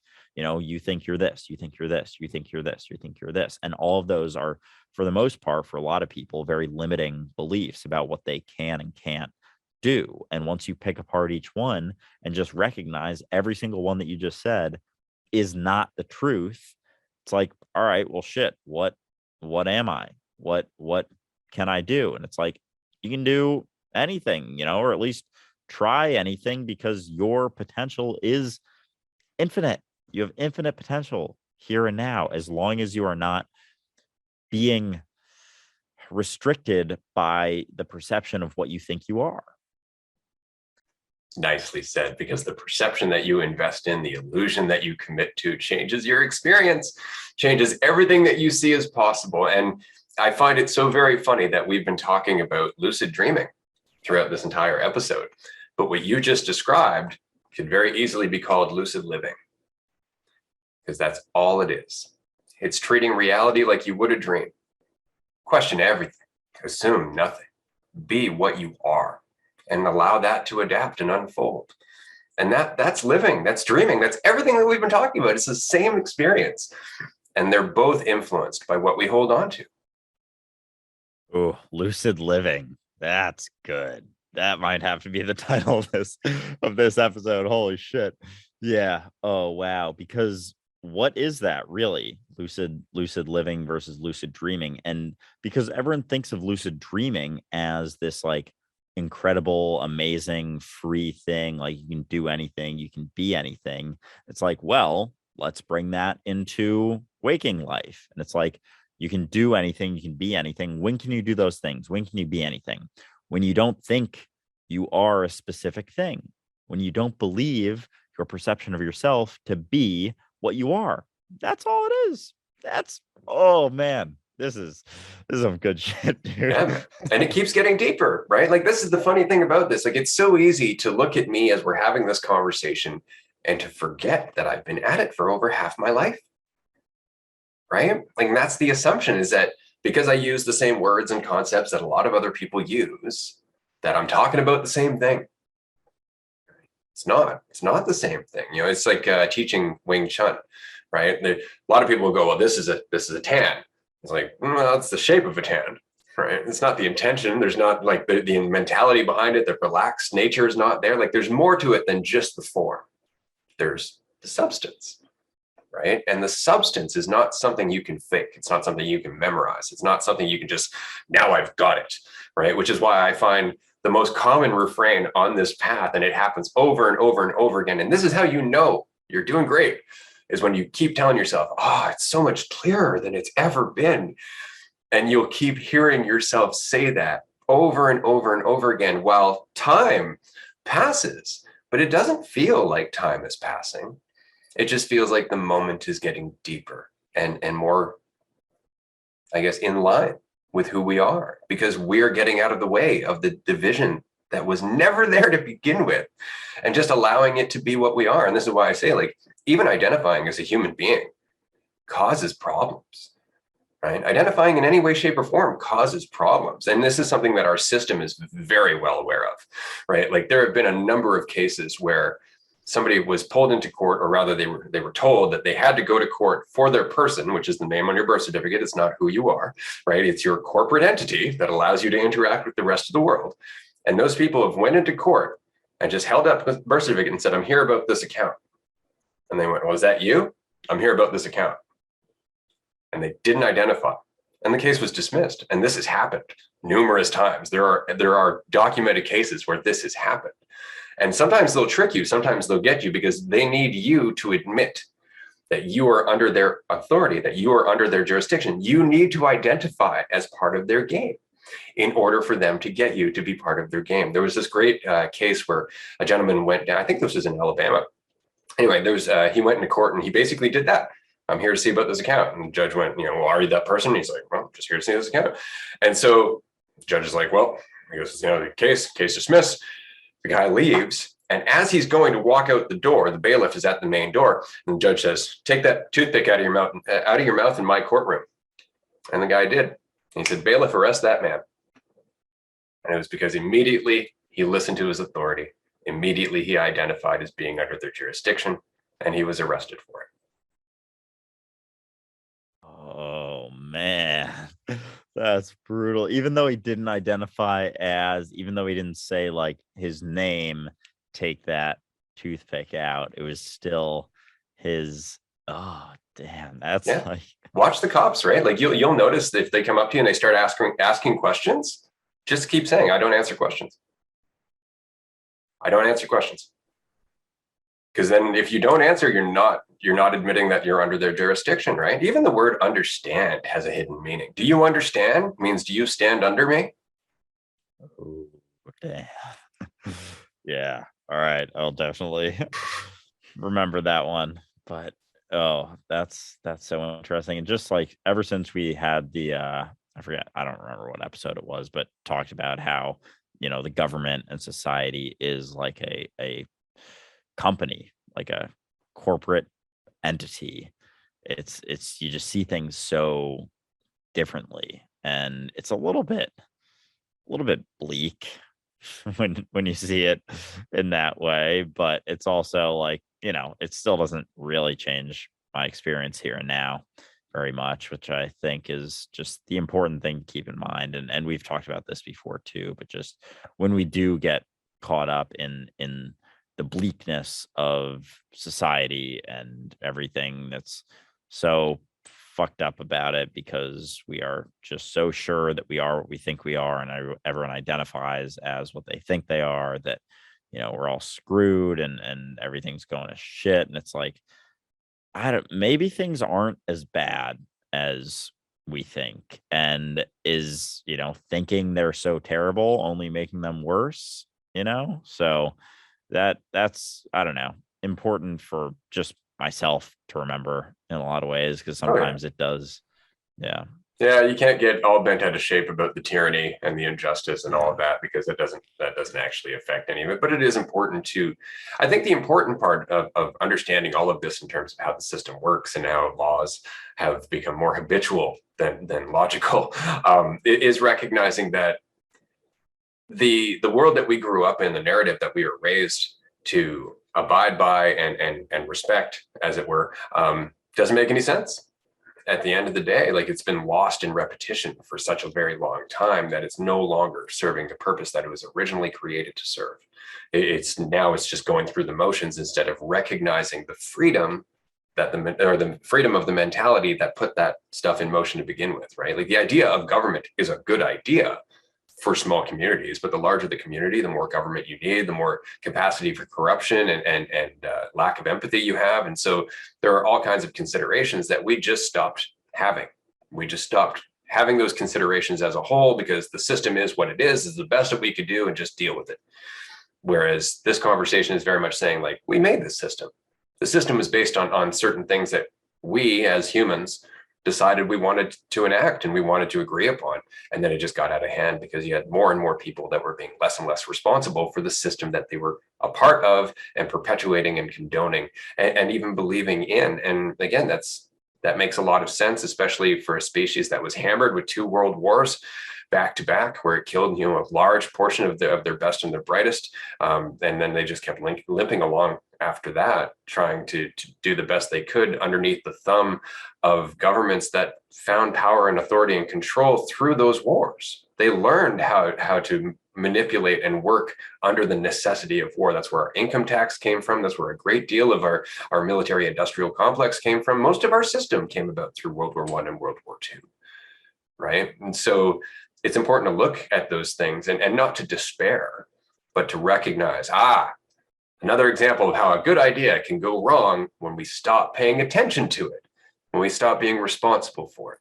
And that's what this is. And so at one point, when I was learning about all this and Jekyll Island and so on and so forth, yeah, it is kind of a kick in the teeth. Like, you really do feel like, oh God, it's beyond our it's beyond hope. There's nothing we can do. This is just the way the world's going to be.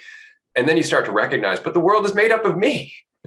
The world is just made up of more and more me's, and all of them have the capacity to change. All of them have the same potential to let go of what they assume to be true and to discover something else.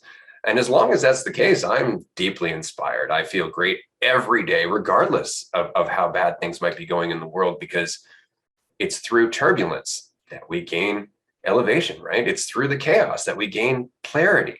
And while that might suck to go through, when we get through it on the other side and we find that enhanced state of equilibrium or that enhanced state of clarity or empathy, it's not that it's all worthwhile, but we can definitely see the value.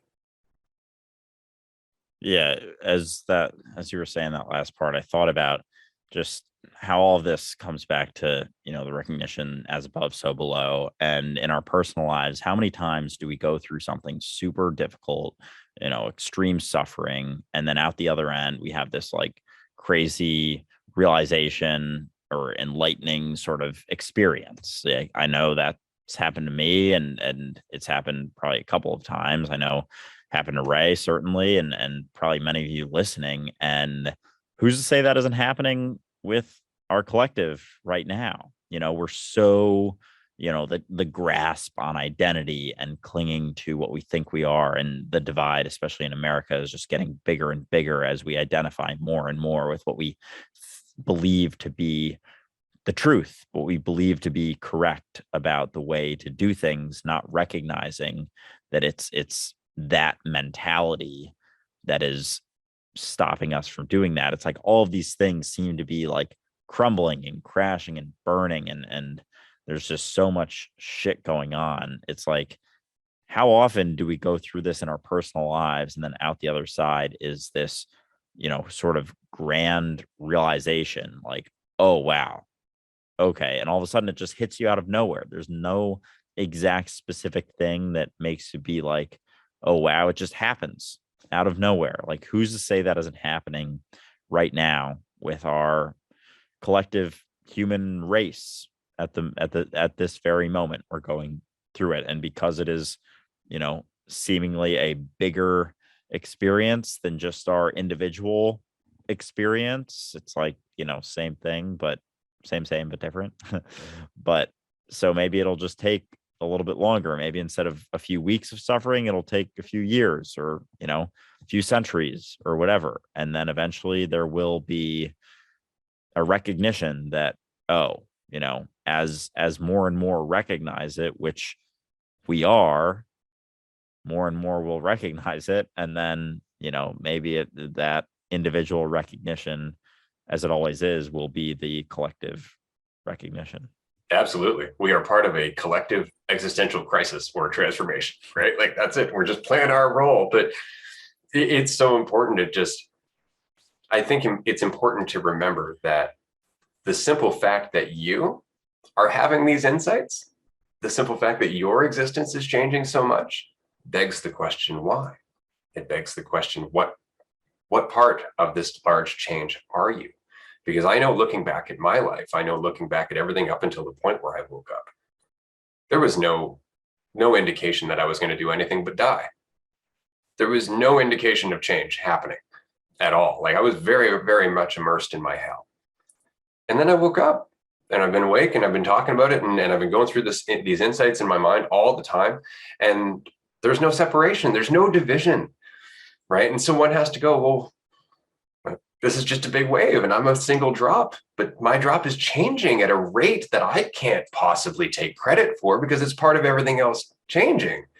And so I get very inspired by the fact that you, Sophie, other people that we talk to on our channel and otherwise, are just having these conversations, are changing in themselves, because the fact is, that's the indication that the tide is turning. That's the indication that we're going in a different direction. It's not going to happen overnight, but admittedly, after 20 years, the pace is picking up, man. Yeah.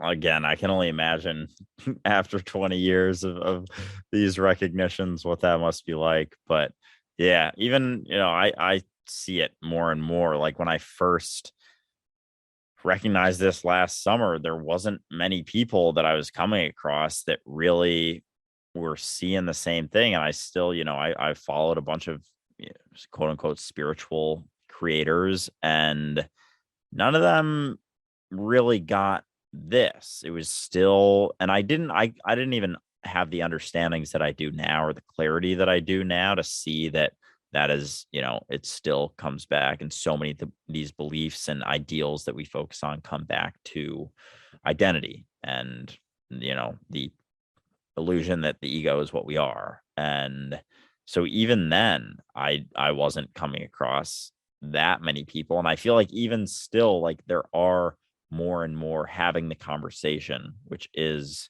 so cool to see.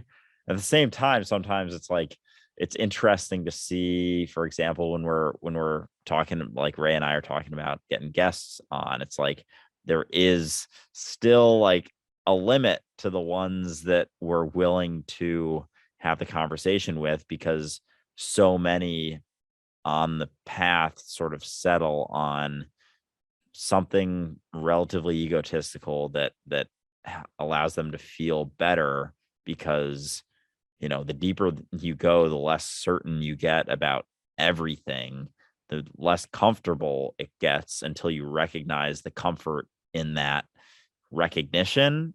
But before then, there's a lot of discomfort. And it seems like a lot of people, I don't know, settle on that. But there's certainly more and more willing to have the conversation that haven't gotten necessarily stuck in anything. It's just there's so much programming and identity they're coming out of. It is a process of getting out of it. Same as myself, even after I, had that realization last July, it's like I was still very much identified as this, awareness of Andrew. And it wasn't until a few months later. And I, pretty much was talking to Ray more that I recognized, oh, that's still limiting concept of what I think I am. Yeah. And what's funny is that I didn't inspire that insight at all. I'm just sitting here being crazy. And so you're just like, oh, there's another layer to that. I'm just going to keep going. And I think it's really important that I want to communicate this to our listeners, especially. I may be a very slow learner. This is something that's very important to remember, that I've been at this for 20 years. And yeah, I've had a lot of insights, and I've explored a lot of little nooks and crannies along this path. But the fact that it took me 20 years is not indicative that it's going to take you 20 years to get, to anywhere near the insights that I'm having, or to get through any of the hardships that I've faced. I mean, you might learn way faster than I do. And that might be the result of me going through all the crap over the last 20 years to make it easier for you to learn. And the same is true for you. Every challenge that you face, every insecurity, every assumption, every layer of your ego that you let go of, you make it easier for awareness as a whole to let go of it. Right? Like, you are doing the work for all of us because we're all you. And this is true for me and Andrew and everybody else. So I just want to communicate that, just like my Wing Chun teacher told me, I don't want you to understand what I understand. I want you to go beyond me. I want you to leave me in the dust. Right? That's the whole point of this. It's very much like, when I offered life coaching, or when I talk to people on one-on-one chats through Dualistic Unity. My goal is to make it so you never have to talk to me again, because you don't need me, right? All I'm doing is serving the role of reminding you that you don't need me. And I'm happy to do that. Yeah, I feel like that's another thing you can cling to, like an identity you can cling to, is thinking that this takes a really long time, this recognition. And the reality is it doesn't take any time at all. Is the stark reality of it, is that it happens now. And that recognition that's it. That's pretty much it, right? Is that's kind of the recognition. But there's so much depth to that. It's incredible. And even recently people have been commenting on some of my videos like, oh, I love you're my right now guy, and you always make me feel better when I'm struggling with something. And it's like, all right, I'll take it. I'm not gonna say like, oh, that's kind of a funny thing to call me, but it's because, like, right now, what do you mean the right now guy? Like, that's a label. That's clearly a concept, because right now is existence. Everything you've ever experienced is within right now, because it's all you've ever been. So right now is not just another concept. The present moment is not just another idea that can help you feel better, recognizing that, the present moment is all there is. It's the root of everything you've ever done, whether it's, playing the piano, or going to a baseball game, or having conversation with someone. It all happened within right now, within the present moment. So I just sometimes find it a little bit interesting when people say like, oh, right now, or like, especially when they dispute the recognition that right now is all there is, because then it's definitely a concept. Because if you think it's something that can be disputed, obviously you think it's a concept. But even on the other side, thinking like, oh yeah, I love, I found the present moment when I was, 20 years old or whatever. And it's like, it's all you've ever been. There was nothing to find. I guess there is a recognition, and I'm not going to discount that, because I spent a lot of my life suffering through the fear of what was going to happen in the future. But as I was suffering now, and now is still all have ever and ever will experience, and the only thing I will ever be. So it's yeah, I guess bringing it back to what Ray was talking about, it's there are there's not a ton of different types of things that we're talking about. There's just a shitload of depth in the recognition that right now is all you've ever been, and all that, and because in that there is no other, because it's all I have ever been. And if it's all you have ever been and all I have ever been, it means we've always been the same thing. And it's like, that's not something that you recognize in the concept of right now, because in the concept, it's like there is you, there is me that is separate from you, and then there is the present moment that's something else that someone wrote a book about once and called it the power of now. And now everyone thinks that like that's all you're ever talking about. If you talk about the present moment, they're like, oh, the power of now, I love that book. It's like, it's the root of your whole fucking experience. It's not a concept, it's not a book, it's not just something, it's everything, it's existence itself, it's what you are. So I don't know, I just had to get that off my chest. No, I hear you absolutely, and that is the problem, right? Is that all of these concepts, they point at something that people don't necessarily have to get. That's the thing, is that they can live in the concept. They can continue to self-define. This was the thing about the power of now when it came out, was I kept running across people who were like, yeah, power of now, and then they define themselves, and it'd be like, okay, you're missing the entire point of this. It's like, well, I'm in the present now. I've been in the present a lot more lately. It's like, sorry, pretty sure we just talked about time, right? And so it's just, it goes beyond the conceptual understanding, and that has been the entire point of this episode. I think everything in terms of lucidity and uncertainty and presence and awareness and a lack of assumption all go hand in hand. In order to be your unlimited potential, you have to be lucid, which means that you have to be completely uncertain and in the moment and without any idea of who you are or what you're capable of, or what's going to happen next, and just allow that to unfold. And that degree of lucidity sounds a lot like insanity. And I've often said that awareness lies on the border of sanity, because it's not until you abandon the idea that there is a such thing as sanity that you open yourself up to everything that's available to you in terms of lucid living. So on that note, we are going to wrap up the episode here because it's been about 2 hours. So I just want to remind anybody who didn't catch it at the beginning of the episode, there is a coupon code somewhere within this episode for you to get a free copy of our social anxiety workshop. Go and give it a listen. You'll find it, and then you'll be able to get back to us. If you do want to leave some commentary on that workshop and make a video, hashtag it dualistic unity, tag one of us on social media so that way we can see it and share things with other people. And who knows, we might just reach out to you for a private one-on-one talk. Never know. Aside from that, we have roundtable number 4 coming up this week. We're getting closer and closer to our meeting date, so definitely do join us on Patreon. That is the end of my announcements for this episode. I will let Andrew wrap it up.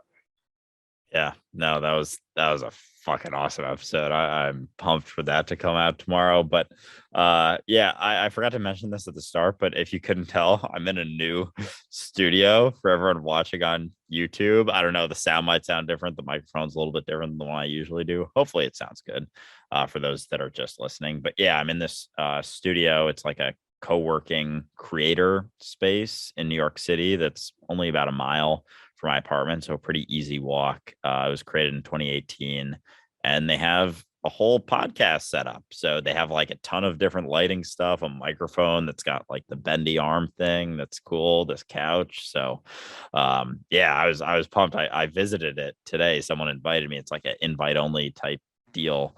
And it was like 2 hours ago, or 3 now, 4. And they were like, oh yeah, we got this podcast studio. And I was just like in awe the whole time. Like, this place is so sick. Like, oh my God. And then I kept looking at the podcast studio. Like, I wonder how hard it's going to be to set everything up there. And then at the end, I was like, so I actually film my podcast every Monday, which is today, which is in about an hour and a half. Like, is anyone using it tonight? And they're like, no, it's all yours. I was like, hell yeah. All right. So yeah, for those curious who are watching on YouTube, that's what I'm doing here. I'm probably going to come here as often as I can for things. It's a pretty cool setup. So anyway, yeah, that's my final little announcement. Awesome. Well, that will wrap up this episode. Fantastic episode. We do have a Q&A episode coming up. I just want to mention that quickly. So if you have questions and you would like us to answer them in that episode, contact us on Discord. There's a channel for podcast questions. If you're on Patreon, you can just message us directly. Otherwise, you can contact us through social media and we'll try and cover all the questions that come through. That's going to be coming up in the next couple of weeks here. So you do have a little bit of time. All questions are welcome, obviously, because we love to talk about this stuff. And the last Q&A episode went for almost 3 hours. So by all means, you let us know what you would like us to talk about, and we are more than happy to do so. I guess that's about it for this week. Thank you, everybody, for joining us. And of course, we will see you next week for episode 14. All right. Bye, everyone.